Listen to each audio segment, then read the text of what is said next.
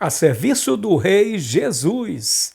Dê o seu like, inscreva-se no canal e compartilhe para que o reino de Deus cresça. Olá, irmãos, olá, irmãs. Estamos aqui para mais um vídeo. Hoje o nosso tema é sobre romance real, sobre o livro da pastora Rebecca Rubik, né? Essa pastora escreveu sobre isso, preparando os jovens, as moças e os rapazes para fazer um bom casamento.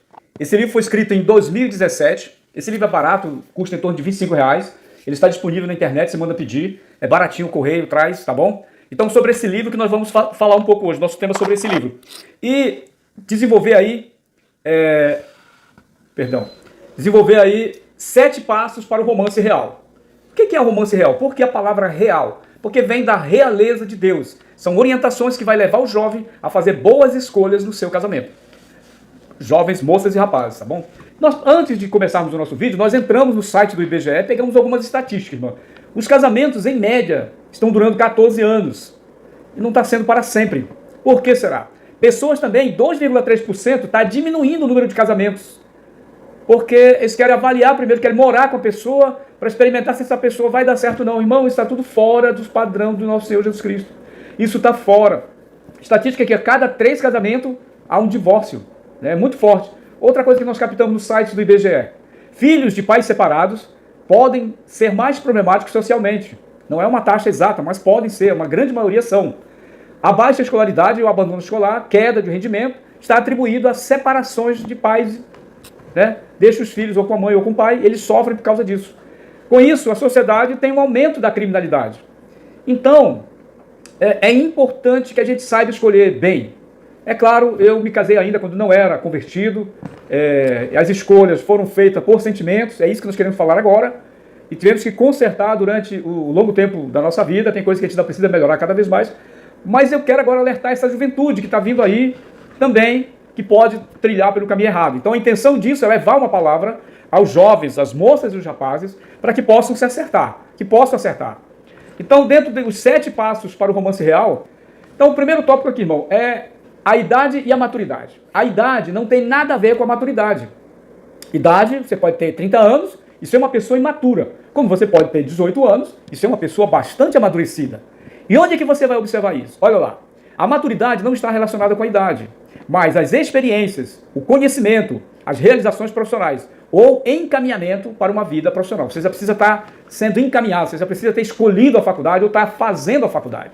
O interesse deve estar voltado para a personalidade da pessoa, na parte imaterial. Não é pela riqueza, nós vamos falar isso mais tarde depois. É pela parte imaterial, pela personalidade da pessoa. Porque uma pessoa que já tem uma personalidade definida, ela não vai mudar facilmente. Uma pessoa que não tem, irmão, ela não vai melhorar. A tendência no casamento é piorar. É importante que isso esteja bem claro na mente daqueles jovens e moças e rapazes que pretendem um dia escolher uma moça para se casar. A Bíblia não recomenda você namorar uma pessoa por namorar. Todo namoro tem que ter essa finalidade do casamento. Nós vamos citar um versículo aqui no livro de Eclesiastes, no capítulo 3, versículo 1, que fala, irmão, para todas as realizações há um momento certo. Existe sempre um tempo apropriado para o propósito de Deus debaixo dos céus, para a nossa vida. Então, há um tempo certo para você fazer isso, irmão. Sinta se o tempo é chegado, se o tempo é certo para fazer isso. Há tempo para chorar, esse versículo vai dizer. Há tempo para sorrir, há tempo para morrer, há tempo para matar, para plantar, para colher. A Bíblia diz que há um tempo específico para cada coisa. Sinta se esse é o seu tempo específico, tá bom? Então, dentro da maturidade, o que precisa ter uma pessoa madura? Aquele que já assume as responsabilidades, né? Aqueles que não falham nos compromissos. Se ele disser, eu vou na tua casa 8 horas da manhã, e 5 para as 8 ele está chegando. E assim como em tudo, na reunião, na igreja, em todos. Não é aquele que chega em cima da hora, atrasado. Tem domínio próprio. O que é o domínio próprio? Ele não entra mais na questão das emoções. A raiva já passou. Ele lida com as problemáticas de uma forma consciente. Ele não se exalta mais por nada. Ele já tem o domínio próprio. Isso é muito difícil adquirir só com bastante conhecimento. Sabe admitir quando está errado, pede perdão, pede desculpa, poxa vida, eu falei com você, eu errei. Já tem essa qualidade, essa pessoa? Essa pessoa também, ele procura ouvir os conselhos dos mais experientes. Ele tem por hábito ouvir os conselhos dos pais, dos amigos mais velhos. A Bíblia diz que na multidão dos conselhos tem sabedoria. Mas se ele não ouve os conselhos dos mais velhos, ele pode ter uma chance muito grande de errar na vida. É uma pessoa que já gosta de trabalhar e não é preguiçosa ou preguiçoso, né? Está envolvida na igreja, nas células, está sendo discipulado, já existe um líder espiritual sobre a vida dele. Ele se submete a essa pessoa e às orientações dessa pessoa que vem da igreja. Está engajado na sua igreja, já inicia fazendo missões. Já tem alvos específicos para aprender e crescer profissionalmente e espiritualmente. Está lendo livros, está buscando conhecimento de Deus, está lendo a Bíblia, né? É envolvido com as obras de Deus. Ele é prestativo, essa pessoa que tem maturidade é prestativa, ele gosta de ajudar. Ele, se tem uma coisa para fazer dentro de casa, ele está sempre se propondo a fazer, está pintando a casa, está limpando as coisas, está ajudando. É uma pessoa organizada no seu quarto, nas suas coisas. A maturidade vai trazer por esse lado, irmão. Envolvido nas coisas, prestativo e gosta de ajudar. Obediente aos seus pais e ao seu discipulador, né? Seu líder espiritual. Sabe resolver conflitos, enfrentando com paz e não foge dos problemas. Encara os seus problemas e soluciona de forma pacífica. Já aprendeu a perdoar, que é muito difícil, irmão. Aprendeu a perdoar. Aí tá as qualidades de uma pessoa madura. E sabe perder os argumentos para manter a amizade. É melhor perder para manter uma amizade do que ganhar e perder as pessoas. Eu tenho crescido muito nisso também, amém? E preciso crescer muito mais ainda. Amém, glória ao Senhor Deus. Vamos então para o segundo tema, que é o seu chamado é específico e único. Deus já escolheu para nós uma atividade. Eu lembro que quando eu estava lendo sobre as profissões, escolhendo as profissões, quando eu li sobre administração de empresa, o meu coração ressaltou e eu, então, tive a convicção de que aquilo ia me fazer bem. Eu trabalhei por 33 anos, aliás, toda a minha vida de trabalho, deu 41 anos de trabalho, eu me aposentei, comecei cedo e me aposentei cedo, 53 anos, mas eu sentia que era aquilo que eu gostava de fazer. Eu dizia para meus colegas, até o último dia que eu sair daqui, eu vou ser um funcionário exemplar. Graças a Deus eu consegui esse mérito, tá bom? O seu chamado, ele é específico e único. Reconheça que cada cristão, cada ser humano, é chamado de propriedade particular de Deus. Pessoa peculiar de Deus. Está no livro de 1 Pedro, no capítulo 12, versículo 9. O namorado que não respeita tal fato está desrespeitando os princípios de Deus e o próprio Deus. Bem como a pessoa, a família dela, a palavra de Deus e o futuro casamento. O foco, irmão, tem que ser nas habilidades para a prosperidade dessa pessoa, tanto da moça quanto do rapaz. Amém? Nesse contexto também, nós vamos acrescentar no decorrer que não pode ser a escolha pela emoção e pela imagem que nós vamos ver a respeito da pessoa, tá bom? A emoção, no livro de Romanos 12:1, Deus diz que é um Deus racional, não é um Deus emocional, tá bom? Por isso que tem que ser escolha com razão. Vamos lá, seguindo o tópico aqui.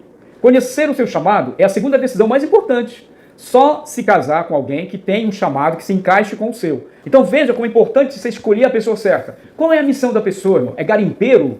Você suportaria ficar muito tempo fora do seu marido como garimpeiro? Não sei, eu estou citando aqui porque eu tenho visto experiência desse tipo, né? Então, a profissão do seu esposo e da sua esposa tem que se encaixar um com o outro, para que não fique muito tempo longe um do outro e que realmente não seja contrariedade para que vocês no futuro, tá bom?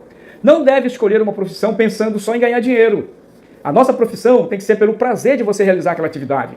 Sentir que você está fazendo bem. Por exemplo, uma profissão de professor. Se ele for pensar na profissão de professor, pelo trabalho que ele vai ter com os meninos, ele vai desistir, irmão.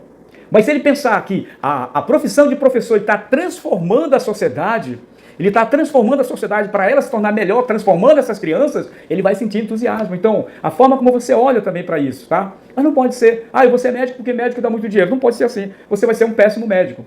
E tudo que você quiser ser, peça a bênção de Deus.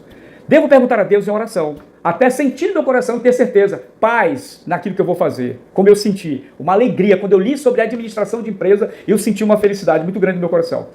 Que a escolha da profissão seja útil para o reino também, sobre o comando do Senhor. Você não vai escolher uma profissão que não vai ter tempo de você ir para a igreja, servir a Deus, né? Servir a Deus com o coração aberto.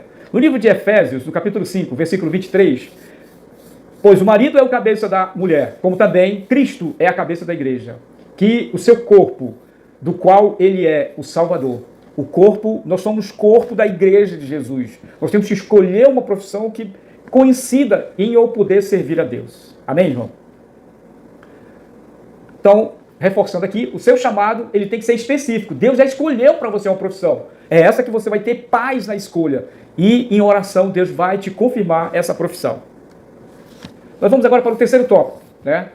É a situação financeira adequada. O jovem, a moça que está se pretendendo se casar, né, e orando, pedindo dela uma esposa, o rapaz e a moça, um jovem, né, tem que estar pensando também na sua qualidade profissional. Não pode estar parado, esperar tudo. Olha só, situação financeira adequada. Os jovens que estão se preparando para casar-se, devem já ter um emprego fixo. A partir dos 18, você tem que ter uma profissão, tem que ter uma atividade. Ajudar no sustento da família. Você ajuda no sustento da família, você contribui. Qual é a sua parte dentro da casa? É assim como você vai ser aqui dentro de casa, é assim como você vai ser na sua própria casa. Já ter ganho suficiente para ter onde morar, sem ser na casa dos pais e dos sogros. A Bíblia não recomenda, no versículo 24 de Gênesis também, né? Aliás, no capítulo 2 de Gênesis, ele vai falar sobre isso. Nós vamos chegar lá. Então, irmão, essa pessoa também já deve ter as coisas necessárias para viver num futuro casamento. Já deve estar comprando seu fogão, sua cama, sua mesa, sua geladeira, seu sofá. Vai comprando, deixa encaixotadinho aí, né? Isso vai ser até um ponto positivo para a moça enxergar você, homem, e vice-versa, e dizer, poxa, esse camarada aqui tem juízo, olha, ele tem cabeça. Já está se preparando, é uma boa pessoa. Agora, não é aquele que vai para a noitada, estraga tudo, joga tudo fora, irmão. Não é assim, as coisas não são fáceis na vida. Nós temos que economizar, nós temos que gastar corretamente o nosso recurso, amém? É abençoado. Então, as perguntas aqui. Quais são os seus planos? Você já pensa em se casar mesmo, de verdade? Ter ganho, você já tem ganho suficiente, está fazendo uma pequena poupança, uma economia para isso? Para poder se casar, ou pelo menos estar se preparando, por exemplo, estar na faculdade, ter um plano sendo desenvolvido com o seu propósito de vida. Você já tem que estar encaminhado. É preciso ter uma fonte de renda para não se endividarem. A dívida estraga com muitos casamentos. Ou dependendo de outras pessoas. Nem do pai e nem dos sogros. Tá bom? Vamos citar um versículo aqui, Provérbios 24, 27. A Bíblia fala assim, ó. Termine primeiro o seu trabalho, a céu aberto, deixe pronto a sua lavoura, depois construa a sua família. Então, primeiro você planta, porque sabe que vai colher, para depois construir a família. Entende? Você já está plantando? Você já está trabalhando com essa intensidade, irmão? Você já está completando aí 16, 17, 18, 20. Você que já está com 20 também. Ou mais de 20, né? Depende. Qual a idade que você está solteiro? Você está trabalhando para ter uma família? É importante isso. Ó, confirma, não se case. Sem antes ter uma fonte de provisão, né? Não venha buscar um relacionamento precipitado sem antes você ter uma fonte de previsão. Os homens não tiram uma filha da família sem ter o seu conforto para fazê-la sofrer. Você vai tirar uma filha que está dentro do conforto do pai, da mãe, para botar numa casa e ela padecer fome, ela não ter aquilo que já tinha na casa dos pais? É complicado, vai dar separação, irmão. Um forte da maturidade é que você não seja preguiçoso. Entendeu? A preguiça, a Bíblia vai falar um monte de coisas sobre a preguiça. Ela diz, aprenda com a formiga ou preguiçoso, que trabalha no inverno para desfrutar no verão. Quem gosta de trabalhar sempre acha trabalho. A pessoa que está sem trabalhar não procura trabalho, tá? E uma dúvida aqui, quem está sem trabalhar tem que orar e procurar trabalho. Você vê que a oração tem ora e ação. Oração. Você ora e age, tá? Atitudes, em busca de arranjar um emprego. Há um princípio básico no livro de Gênesis, no capítulo 2, no versículo 24, que a Bíblia diz, deixa os pais em tudo, inclusive na financeira. Você vai se casar, não pode depender do pai financeiramente mais, nem do sogro, nem da sogra, nem dos seus pais, né? Não fique morando na casa dos pais. Você tem que ter um lugar, nem que seja alugado. Você tem que ter o suficiente para pagar sua água, sua energia, mas vai morar na sua casa. É você e a pessoa amada. Amém? Irmão, então essa coisa financeira também é muito importante, né? Não continue morando na casa dos pais. Não fique dependendo dos pais ou do sogro. Reforçou aqui. Podem pedir conselhos deles. A Bíblia diz que na multidão dos conselhos tem sabedoria de Deus. Então os conselhos é bem-vindo, né? Mas somente isso. Os dois devem concordar, irmão, sobre a posição financeira. Os dois devem concordar sobre a situação financeira. Fazer acordos, né? Escolher quem tem aptidão para gerenciar a área financeira. Eu não sou muito de gerenciar a área financeira, porque eu sou muito mal aberto, então eu gasto muito dinheiro. Já a esposa é mais tranquila para gerenciar, tá bom? Então definam isso. Não importa se é a esposa ou se é o marido, mas alguém que saiba controlar mais a questão do orçamento. Escolher quem tem aptidão para gerenciar a parte financeira. Aprenda a viver dentro de um orçamento e nunca se endividem, né? Provérbios, no capítulo 19, no versículo 14, Provérbios 19, 14, a casa e os bens são herança dos pais. Você pode até receber uma casa de herança dos pais ou uma grande ajuda dos pais, para fazer a sua casa. Porém, do Senhor vem a esposa prudente, vem o marido prudente. É pelo efeito da sua oração que você vai ter um marido e uma esposa abençoada, prudente. E agora, uma das coisas mais importantes para a gente tratar essa questão aqui. A vida espiritual. Esse é o preparo mais importante que a pastora Rebeca destacou. Vejam só, uma vida espiritual vai fazer você viver longe da impureza, né? Ou, em outro termo, podemos botar entre aspas, a famosa fornicação. Depois você procura aí na Bíblia, está escrito, está explicado o que é isso. O interesse deve ser estabelecido na parte espiritual da pessoa, assim como nós vimos lá naquela questão da personalidade. Não em seu corpo físico, não no dinheiro em que o outro tem, não no carro, na casa, na popularidade, na beleza, a pessoa famosa, às vezes é um cantor. Não é por isso que você vai escolher essa pessoa para se dar bem. Não é porque ele tem muito dinheiro. Quantos casais riquíssimos estão se separando? Não é aí que está o segredo, irmão. A parte espiritual é a mais importante sobre todas. Mais uma vez, quanto mais próximos estiverem de Deus, mais próximos estarão um do outro. Ao contrário, também é verdadeiro. Quanto mais longe estiverem de Deus, mais longe ficarão um do outro. É a realidade, é a verdade. A palavra de Deus não falha, irmão. A palavra de Deus é verdadeira. Evite, longe da impureza. Você tem que estar namorando, se já estiver namorando, evite contato físico. Todo jovem gostaria de receber um carinho, beijos, abraços da pessoa com quem está envolvida. Porém, deve esperar, né? Porque se ele beber esse mel antes da hora que ele for repetir o mel, não tem sabor. Já está acostumado, não vai ter novidade, entende? Procure a todo custo evitar continuar contato físico. Como beijar, tocar no corpo, fazer carícia. Isso pode provocar desejos sexuais que não podem ser satisfeitos devidamente antes do casamento. Hoje há uma cultura errada das pessoas irem primeiro para a cama para depois se casarem. Não está errado, irmão. Não satisfaz a vontade de Deus. Relacionamentos assim duram muito pouco. Então, alguns questionamentos aqui para essa questão da vida espiritual. Como está a sua vida espiritual? Como está a sua intimidade com Deus? Você está lendo a Bíblia, né? Como está o treinamento? Você está tirando o tempo a sós com Deus? Quanto está durando esse tempo? Jesus já se tornou o seu melhor amigo? Você já tem prazer em ler a Bíblia, conforme diz o Salmo número 1? Leia o Salmo número 1, irmão, e veja, né? Enquanto nós não rompemos a barreira de ter prazer de ler a Bíblia, nós vamos viver na carne, irmão. Infelizmente, essa é a realidade. Você já tem prazer de ler a Bíblia? Você já está gerando frutos espirituais? Pessoas estão se convertendo pela tua atitude, pelas tuas palavras? Você já está cuidando de vidas na igreja? Como é que está a tua vida espiritual? Quais pessoas você já trouxe para a igreja? Tem como verificar isso? No livro de Mateus 6,33, ele fala que Deus realmente já tem se Deus já tem realmente o primeiro lugar da sua vida, que ele vai falar disso, buscar primeiro o reino de Deus e todas as outras coisas serão acrescentadas. Mas você já faz tudo baseado na palavra de Deus? Quando acorda de manhã, qual é o seu primeiro pensamento? Você agradece o Espírito Santo, que é o nosso Consolador, é o que vai nos mostrar os nossos erros, os nossos pecados? Acorda querendo fazer a vontade de Deus ou a sua própria vida? Você já consegue dar bons testemunhos nos lugares por onde passa? Na escola, na faculdade, no trabalho? Perguntamos ao seu patrão. Podemos perguntar ao seu patrão, ao seu professor, aos seus colegas? O que teremos como resposta? Será que eles vão falar bem de você? Ele ou ela é o melhor? Alguém vai elogiar vocês, irmão, nesse trabalho? Você já tem um testemunho para contar fora da igreja ou no mundo real? Né? Tudo isso vai ver a vida espiritual de vocês. Os líderes falam bem de você? Dão boas referências? Seu patrão? Seu professor? Amém? Você obedece seus pais? Honra seus pais? Eu sempre digo que honrar está acima de obedecer. Honrar está acima de obedecer. No livro de Efésios 6, no versículo de 1 a 3, filhos, obedeçam seus pais no Senhor, pois isso é justo. Honre seu pai e sua mãe. Este é o primeiro mandamento com promessa, para que tudo te corra bem e tenhas longa vida sobre a terra. E Deus não quer que a gente viva miseravelmente, Ele quer que nós tenhamos prosperidade. Honrar pai e mãe, gente, é acima de obedecer.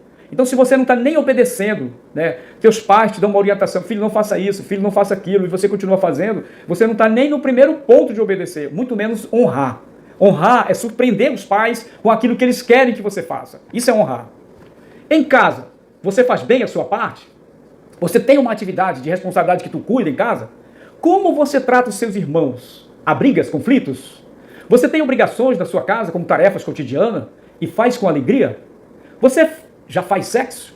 E aí a pergunta é crucial para a questão da impureza. A Bíblia diz que o jovem tem que se preocupar com as coisas de Deus enquanto jovem. uma forma de controlar os seus hormônios, né? Para esperar o tempo certo disso acontecer. Se você está fornicando, que é tendo relações sexuais antes do casamento, você está abrindo uma brecha no mundo espiritual para demônios entrarem na tua vida e te causarem danos horríveis. Amém? Nós vamos ver aqui o segundo livro de Timóteo, no capítulo 2, versículo 22. Se você não estiver vivendo em vitória antes do casamento, não pense que o casamento vai resolver tudo, né? Você já tem que estar vivendo, irmão, em vitória antes do casamento.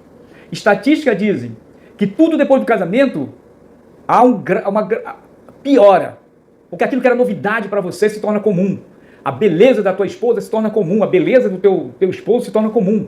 Aquilo que te encantava vai se tornar comum. E é preciso estar seguro na espiritualidade para isso continuar. Amém? Amém. Olha aí, precisa ter evidências. Tem se comprovado que não há mudança para melhor no casamento sem a presença de Deus. Não se relacione com alguém que não esteja vivendo o padrão de Deus, o padrão do nosso rei. Daí vem a palavra romance real ligada ao rei, que é o nosso Deus, né? Amém? No livro de Coríntios, no capítulo 2, no 2 Coríntios, capítulo 6, dos versículos 14 até o 18. Olha o que está escrito. Não se ponha em julgo desigual com descrente, pois o que tem em comum a justiça e a maldade? Ou a comunhão o que a comunhão de Deus pode ter com as trevas? Nenhuma, não tem relação nenhuma. E lhes direi, Pai, e vocês serão meus filhos e minhas filhas, diz o Senhor Todo-Poderoso. Se vocês vão casar com uma pessoa que não tem a mesma profissão de fé que você, irmão, não case, que vai dar trabalho. Vai dar trabalho, né? Você não vai mudar essa pessoa, é preciso... A Bíblia até diz que aquele que já está casado, que se converte agora, então ele tem que conquistar o outro pelo amor, ok? Mas você ainda tem chance, você ainda está se preparando para o namoro. Então você tem chance de escolher uma pessoa. E não basta só estar na igreja. Tem muita gente na igreja que vive a vida de forma religiosa. Não lê, não tem hábito de leitura, não tira tempo com Deus, não medita. Há uma diferença muito grande em ler a Bíblia e meditar sobre a Bíblia. Existem dois tipos de palavra na Bíblia. A palavra escrita, aquilo que você lê, e a palavra revelada, quando o teu espírito já está desenvolvido para captar a voz de Deus. E essa é a parte mais importante. Não decida se relacionar com alguém sem que essa pessoa que você creia que Deus escolheu para você com a intenção de casamento. Tem que sentir que essa pessoa é a pessoa escolhida por Deus de acordo com as suas orações. Defina o seu padrão de pureza. Decida esperar pela pessoa certa. E já comunicou para os seus pais ou o seu discipulador. Você tem que tomar opinião. Olha, fulano, eu quero casar com a fulana. Eu posso tirar ela para namorar? O que você acha sobre ela? O que você acha sobre aquele rapaz? Eu tinha intenção de namorá-lo. Antes de namorar, irmão. E vai ouvir dessas pessoas. Por quê? Tanto os pais quanto os discipuladores, eles têm uma visão superior à sua. E muitas vezes você está tomado pela paixão, não vai conseguir enxergar. Amém? Defina o seu padrão de pureza. Decida esperar pela pessoa certa e se já comunicou aos seus pais. Busque Deus para ter a própria convicção do padrão que você acredita que o Espírito Santo quer para a sua vida. Paz nas decisões com o Espírito Santo. Essa parte é a parte muito importante, mano. Essa questão da vida espiritual. Isso aí vai tirar muita gente errada do seu caminho, se você for por esse lado. Vai tirar muita pessoa errada do seu caminho, irmão. Amém? Vamos então para o quinto tópico. Olha lá o que diz no quinto tópico. Apoio total dos seus pais. Que bênção, né? Ambos os pais dos pretendentes devem estar de acordo com o romance real.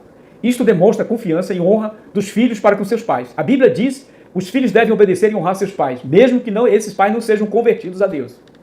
Há uma autoridade sobre os pais. Há uma autoridade de Deus direto sobre os pais. Independe se eles estão convertidos ou não. A opinião deles é coisa séria.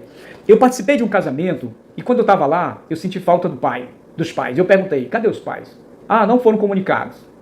Eu disse, gente do céu, tem algo errado aqui. Esse casamento não tem uma bênção especial, pode não dar certo. E, irmão, não deu certo. No livro de Efésios 6,3, né? Vós filhos, obedeçam seus pais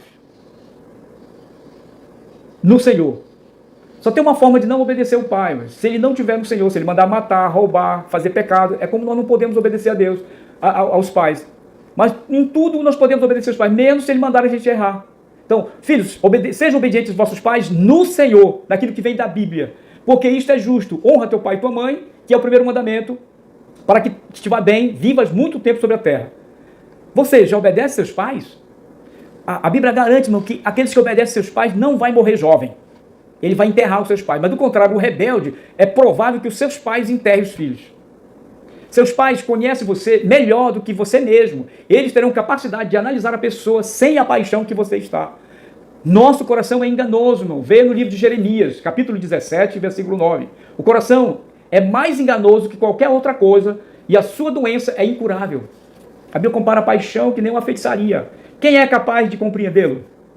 Então não se apaixone facilmente, porque apaixonado você vai estar com uma cegueira espiritual a respeito da personalidade da pessoa. Ele ou ela pode não ter toda essa Coca-Cola que você pensa que é. Ele ou ela pode não ser toda essa pessoa que você acha que ela é fantástica, porque muitas vezes ela se apresenta para você, o ele ou ela, de uma forma para te agradar. Mas é uma máscara que está sendo criada por trás. Vá na casa, visite o quarto, veja como é o quarto da pessoa. Converse com os pais, veja se é um filho obediente. Os pais vão falar alguma coisa, talvez não fale muito abertamente, mas vão dar uma dica. E a vivência ali vai te mostrar. Poxa, o fulano disse que ia ali para mim, não foi, né? Então você vai conhecer isso. Muitos se arrependem de não dar certo no casamento quando os pais não participam na escolha do terceiro, dos parceiros dos filhos. Isso é verdade, eu já comprovei isso. Eu já fui em casamento que os pais não foram convidados e o casamento não durou, irmão. O casamento foi interrompido, tá bom? E aquilo que eu disse, deixa filhos sem o equilíbrio de pai e mãe. Filhos foram feitos para ter equilíbrio de pai e mãe.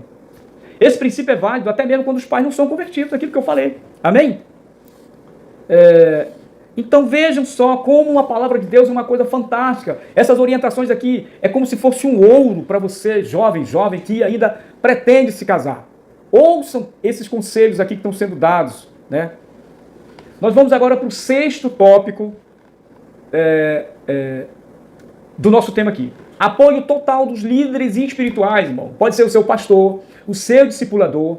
Ouça, Deus, ele coloca autoridade sobre essas pessoas são abençoadas ali a orientar, a falar, sabe, dizer a verdade para você, eles não estão envolvidos no sentimento que você está. Então, ouça essas pessoas. Eu conheço casais que não ouviram e estão vivendo junto, mas estão em guerra espiritual todo tempo. Não passa. É difícil. Só com uma profunda conversão que isso tudo vai ser resolvido. Apoio total dos líderes espirituais. Ambos os pais dos pretendentes devem estar de acordo com o romance real. Isso demonstra confiança e honra dos filhos para com seus pais, né? A Bíblia diz também que os filhos devem obedecer ao honra dos pais, mesmo que não estejam salvos. Talvez seus pais não estejam nem aí. Muitos são separados já. Mas o seu líder espiritual, irmão, ele vai se importar com você, né? Olha, até porque há um versículo que apoia isso. No livro de Hebreus, capítulo 13, versículo 17, vai dizer, os líderes espirituais foram colocados por Deus para cuidar de vocês. Nós, nas áreas espirituais, pois os líderes irão prestar conta junto de Deus de você. Então eu digo nós porque eu já cuido de pessoas também. Eu discipulo pessoas. Em Ezequiel 3,18, vai dizer que se nós não pregarmos, nós podemos ser responsáveis pela vida da pessoa que vai para o inferno. Entende? Ezequiel 3,18, leia lá. Então, Hebreus 13,17 vai dizer que os líderes espirituais são responsáveis, vão prestar conta diante de Deus da sua vida. Então, eles não vão lhe dar um conselho errado. Eles não vão lhe dar um conselho errado, irmão. Eles vão lhe orientar no melhor que pode, naquilo que eles acreditam. Por isso, eles têm o dever de nos ajudar e termos sucesso nessa área, né? Obedeçam para que o trabalho deles seja uma alegria e não um peso. A Bíblia diz que se o teu líder ora chorando para Deus, essa oração não atinge o coração de Deus. Poxa vida, meu pai, salve, eu já orei tanto por esse garoto, por essa pessoa, e ele não muda. Jesus, mude o coração dele. Deus não vai ouvir essa oração com bom gosto. Mas aquela oração, Senhor, abençoa esse teu servo, que ele é tão bacana, que ele é tão bondoso, ele é obediente. Aí Deus atrai o coração de Deus. Entende? Obedeçam para que o trabalho desses não seja não ore com peso, mas ore com alegria. Os líderes não vão impor regras, mas podem dar sábios conselhos e orientações. Entende, irmão? Pelo amor de Deus. Vá por essas ideias aqui, meu irmão. Nós vamos então partir para o 7º e último, né? O 7º e último passo para o romance real. Certeza e paz completa. A Bíblia diz que Deus não é um Deus de confusão. Deus não é um Deus de confusão, irmão. Se você for fazer alguma coisa, tiver dúvida, tiver palpitando, dúvida, é melhor você esperar, não faça. Aguarde o momento da convicção, aquela convicção que vem do Senhor, tá bom? Se você estiver em oração também. Você precisa, sinceramente, sentir Aquela paz que somente Deus pode lhe dar no seu espírito. Amém? Paz. Certeza clara sobre aquela pessoa, aquele rapaz, aquela moça, vai servir para casar com você. Eu vou te contar uma experiência vivida. Eu conheci um jovem, um casal de jovens, estavam namorando. A moça, muito bonita, muito linda, mas ela chegava na casa do rapaz, em visita, sentava no sofá, do sofá ela não passava. Se almoçasse, ela recebia um prato de comida lá, ela deixava o prato do lado, recebia a sobremesa, ela ficava, a pessoa da casa vinha, pegava o prato, entregava a sobremesa, pegava ela, ficava na sala todo o tempo. E os pais disseram, olha, essa moça não serve para você casar. E o filho, custou um pouco, mas ele obedeceu, né? Olha o que aconteceu. Passa o seguinte, a próxima namorada desse rapaz, que teve a aprovação dos pais, a esposa, é uma esposa, sabe, crente, é uma esposa dedicada à família, que sabe educar seus filhos e que é próspera, irmão. E ele casou com uma mulher prudente, uma mulher de Deus. Olha só a obediência aos pais, onde levou esse jovem. Eu conheço, né? E isso é testemunho vivo, né, do que eu estou dizendo aqui. No livro de Colossenses, no capítulo 3, versículo 15, e a paz de Deus, para o qual também fostes chamados em um só corpo, governe em vossos corações e sedes gratos.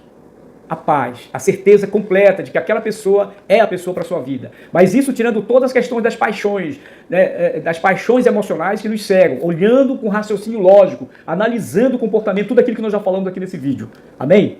Enquanto você sentir dúvida, espere mais no Senhor. Não se apresse por qualquer medo de perdê-la, ou idade, ou finanças. Sempre espere que Deus lhe dê aquela paz completa. Irmão, a atitude da gente correta vai levar a atrair pessoas corretas, irmão. E vai expulsar pessoas erradas também, tá bom? Glória a Deus.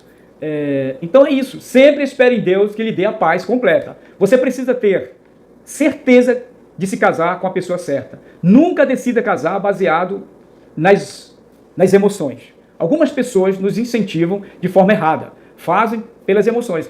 Os seus amigos, selecione os seus amigos. No Salmo número 1, ele vai dizer para você selecionar os seus amigos.